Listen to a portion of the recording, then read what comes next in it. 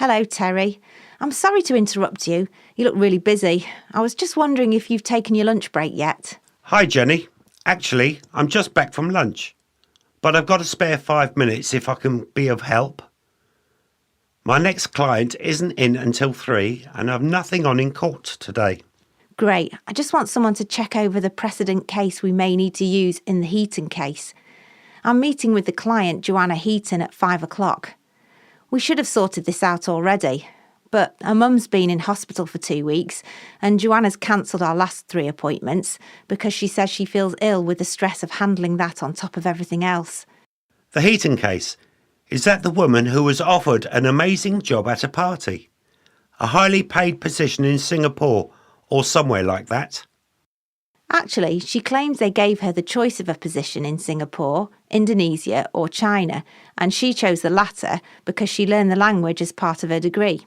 She's fluent, apparently. So she turned down Singapore and she was all set for Beijing. And then they withdrew the offer by phone call and just stopped communicating with her. All they said on the phone was that the position is no longer available. That's right. I remember this now. The job offer came from the Scots-Bryn hotel chain, didn't it? A job in advertising, if I remember correctly. Or was it managing one of their hotels? No, you were right the first time. She did a digital marketing course straight after her graduation, and she says it's given her the edge in job interviews. Speaking another language and knowing her way around online advertising has put her in a good position job offer-wise. So, she's got other options. Several, in fact, but none match up to this one as regards location and the salary she was offered. Not to mention the prestige it would add to her CV to have worked for the Scott-Bryn people.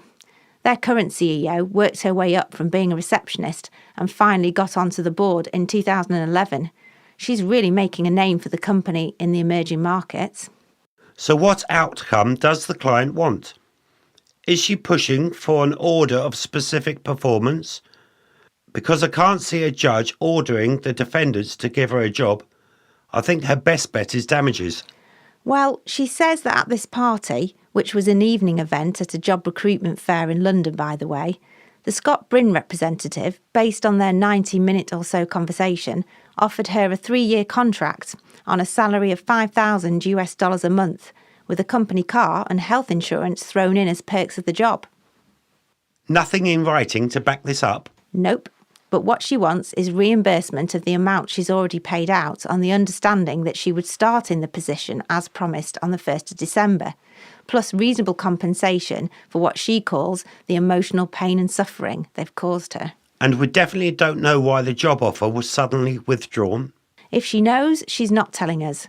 I suppose there could be a nasty surprise when we get to disclosure of documents, a bad reference or something similar. Well, let's not let things get that far. Let's try and wrap it up with a settlement as quickly as we can.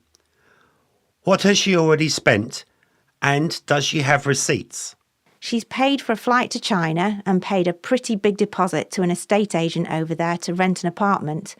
She's also rented out her own house in Camden to a tenant for the next 6 months and paid to put her own furniture into storage. It all comes to about $13,500 in total. She hasn't produced any receipts as yet. She says it's left her badly overdrawn at the bank. Well, that's a lot of money for anybody to lose. If the other side stay silent, we need to hit them hard with a strong precedent case to persuade them to talk to us. What have we got planned? I thought we could rely on McCann versus Snowzone Limited. It was heard in 2015. In this case, an employment tribunal found in Mr McCann's favour when it held that the defendant withdrew a job offer after Mr McCann had accepted. And are the circumstances of the McCann case sufficiently similar to our clients? Well, that's what I wanted to check with you. In McCann, the claimant had 2 telephone interviews, nothing further. And although there was a dispute as to what was said, the employment tribunal accepted Mr McCann's claim that he was offered and that he accepted a post. Well, the fact that the tribunal accepted Mr McCann's version is half the battle. Evidential issues are always difficult to prove when trying to establish that a verbal contract has been formed. But it certainly sounds like a case which might help Ms Heaton. What precedent do you think the other side might come up with? Unfortunately, it's not great news. As you said before, it is hard to prove an oral contract has been formed, especially one made at a party. As in Miss Heaton's case, I found a recent judgment from 2017 which the other side could use against us. It involved Mike Ashley, the billionaire businessman who owns so many UK retail outlets. Do you mean Blue versus Ashley?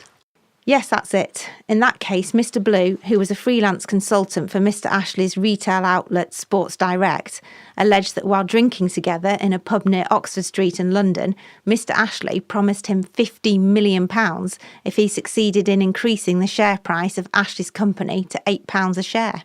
And after the share price did increase to £8, Mr. Blue asked that Mr. Ashley honour the agreement and pay up the £15 million. But the result of the case was that the judge dismissed Mr. Blue's claim. It was held that the circumstances, a discussion in a pub, were not conducive to a serious business negotiation. Yes, and I'm worried the other side will bring this up if we go to trial. I wouldn't worry too much.